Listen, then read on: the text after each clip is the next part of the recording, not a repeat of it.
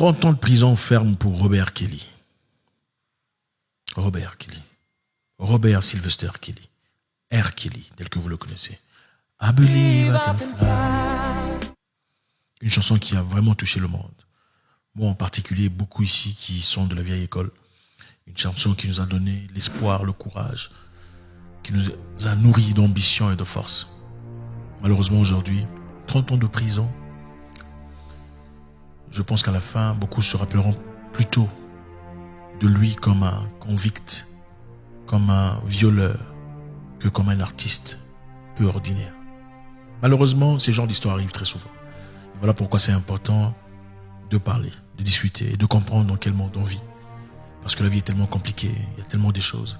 Et très souvent, quand on n'est pas assez éduqué, on n'a pas eu les références nécessaires, on finit par faire les mêmes erreurs.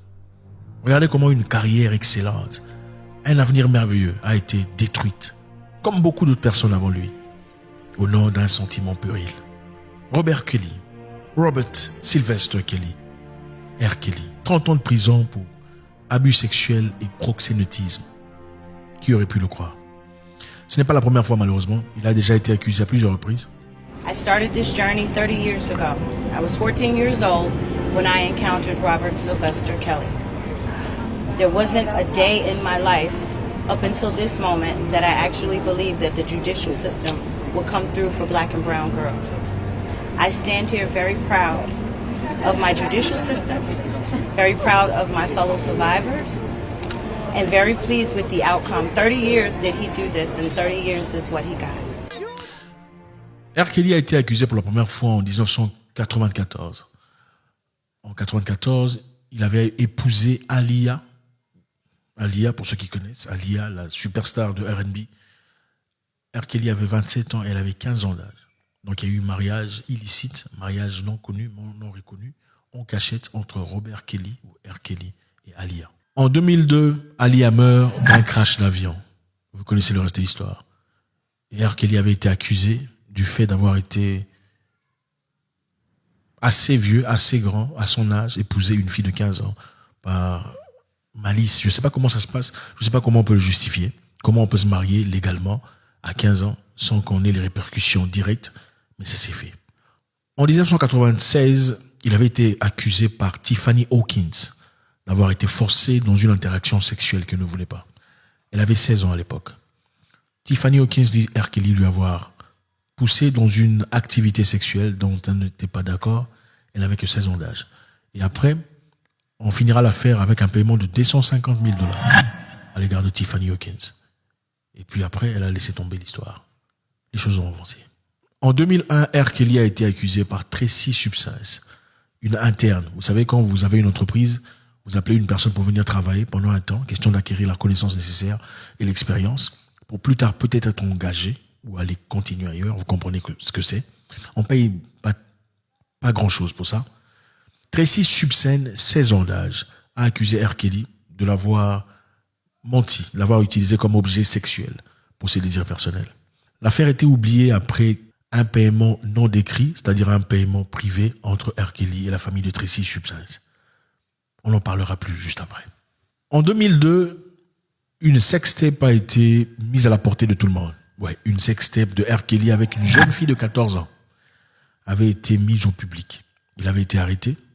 Quelque temps après, il a payé $750 000 pour être libéré en caution. Vous savez, aux États-Unis, vous faites vos crimes et pour la plupart des cas, si vous avez un caution à payer, vous avez assez d'argent, on peut vous libérer, on peut vous laisser partir. Il a payé $750 000 pour caution et ensuite a fait un paiement privé à la famille de cette jeune fille de 14 ans. Et l'affaire a été oubliée. En 2017, R. Kelly a été accusé d'avoir traîné cette fille dans une histoire de culte sexuel. C'est-à-dire, il a invité des femmes qui sont venues chez lui et la finalité a été à eu 7 femmes avec lui seul dans un culte sexuel tel qu'elles le décrivent. L'information a été renforcée par ces travailleurs. 3 de ces travailleurs sont venus pour dire, en effet, c'est vrai, c'est nous qui avons organisé cet événement, ne sachant pas que la finalité serait un culte sexuel de R. Kelly avec 7 femmes. Quelles ont été les intentions? Quelles ont été les particularités à l'intérieur? Nous ne savons pas. Est-ce que c'était des histoires consentantes? Nous ne savons pas.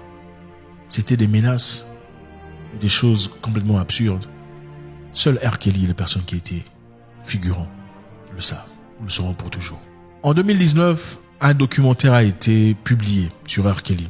Un documentaire au nom de Surviving R. Kelly, c'est-à-dire Survivre R. Kelly, où beaucoup de femmes se sont présentées en accusation en disant « J'ai été victime aussi de R. Kelly. J'ai travaillé avec lui pendant un temps, j'en ai été victime. Il m'a touché de manière inappropriée. J'ai été violé par R. Kelly. J'ai été abusé par R. Kelly. » Beaucoup de femmes sont venues en public pour l'accuser. Accuser une superstar, c'est vrai, il y a beaucoup de questions qui se posent. Les gens se disent, premièrement, est-ce qu'on le fait pas pour l'argent? Est-ce que c'est pas pour le plumer? C'est pas pour... les questions viennent. Mais parmi elles, évidemment, s'il y a 10, 20, 15 personnes qui t'accusent d'une même histoire, il y a de quoi se poser cette question. Pourquoi 10, 20, 15 personnes s'accuseraient, toi, d'une même histoire? C'est louche. Mais au départ, comment t'es-tu retrouvé dans ces conditions-là pour être accusé de ces telles choses? Il faudrait bien faire un pas pour en arriver là. Beaucoup de gens disent que R. Kelly a imposé à toutes ces jeunes filles de l'appeler papa, c'est-à-dire daddy, et pas par son prénom ou son nom. C'était pour lui un sentiment de... comment vous appelez ça? En anglais, on appelle ça fétiche. En français, c'est désir... peu importe. C'est une façon à lui d'assouvir ses désirs personnels, ses désirs intimes. Et si vous regardez la plupart de ces femmes, avaient moins de 16 ans. 16 ans, 15 ans, 14 ans. Bizarre comme désir. Et c'était la raison pour laquelle, après ce documentaire qui a été publié, c'était la raison pour laquelle on a commencé à méticuleusement scruter R. Kelly. Et c'est en ce moment-là qu'on a muté, qu'on a éteint sa musique de beaucoup de plateformes. Et c'est en ce moment-là qu'on a mis la pression sur lui pour essayer de trouver des solutions à ces accusations, pour essayer de trouver des solutions à ces accusations qui ont été proférées par ces femmes. R. Kelly est un grand, une personne de grande renommée, une personne qu'on n'oubliera peut-être jamais dans la vie pour ce qu'il a accompli dans le monde de la musique, malheureusement en train d'être tiré de bas pour un sentiment puéril, pour des choses qu'on peut clairement éviter, pour des choses qui, si vous prenez le temps de soigner, peuvent être soignées, et pour des choses qui, en même temps, si vous négligez, peuvent être le départ ou le passeport à votre destruction totale. Cette histoire ne peut que nous rappeler comment les grands hommes sont tombés dans les mêmes pièges. Quel est ce piège? Vous donnerez la conclusion. Beaucoup de grands dans ce monde sont tombés à cause de ce piège. C'est un piège très simple. C'est un piège souvent facilement abordable, mais un piège très dangereux. Beaucoup de destinées ont été changées, beaucoup d'avenirs catapultés, beaucoup de projets, d'idées, d'ambitions complètement déraillés à cause de ce piège. Nous connaissons tous l'histoire de Dominique Strauss-Kahn. En 1990, il devient ministre de Finances en France. Un homme très intelligent, particulièrement doué. En 2006, il a été voté à la tête de l'FMI par les présidents européens. Voté à la tête de l'FMI par les présidents européens. Il a été soutenu par Sarkozy lui-même. Et beaucoup de personnes disent qu'il a été soutenu par Sarkozy seulement parce que Sarkozy le percevait comme un potentiel adversaire pour la présidence. Potentiel adversaire pour le poste de président. Voilà pourquoi Sarkozy l'a soutenu pour devenir à la tête de l'FMI. Un homme particulièrement intelligent. Beaucoup de personnes le présageaient un destin présidentiel. C'est le monsieur qui aurait pu devenir président à la place de Macron. Quelque temps après, à cause de ses désirs, ses sentiments personnels, à cause des choses puériles, en 2008, il a été accusé pour harcèlement sexuel par l'une de ses employées. Donc le sentiment était déjà là. Quelque temps plus tard, en 2011, accusé par Nafissa, comment elle s'appelle, Nafissa Diop quelque chose, pour tentative de viol. I was like, I'm so sorry. I turned my head. He came to me and grabbed my breast. No, you don't have to be sorry. I said, stop, Seth. I don't want to lose my job. Imaginez-vous un homme aussi grand que celui-là. Un député socialiste, très intelligent, professeur d'université.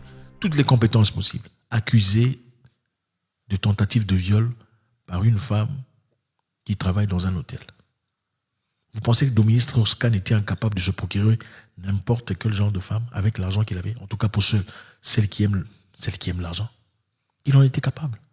Mais il était incapable de gérer ses sentiments personnels, ses pulsions, ces petites choses qui détruisent les grands depuis le temps. Bill Clinton tombé dans le même piège, agenouillé par une femme. La question est réellement posée ce soir. En effet, la presse américaine s'est emparée d'une nouvelle affaire. Une liaison amoureuse entre le président et une stagiaire de la Maison-Blanche qui lui aurait demandé de dissimuler alors qu'elle était elle-même interrogée dans le cadre d'une autre affaire, celle de Paula Jones, qui accuse également Bill Clinton d'avoir voulu la forcer à une relation sexuelle. Mike Tyson tombé dans le même piège, agenouillé par une femme. Il a passé une grande partie de sa carrière en prison.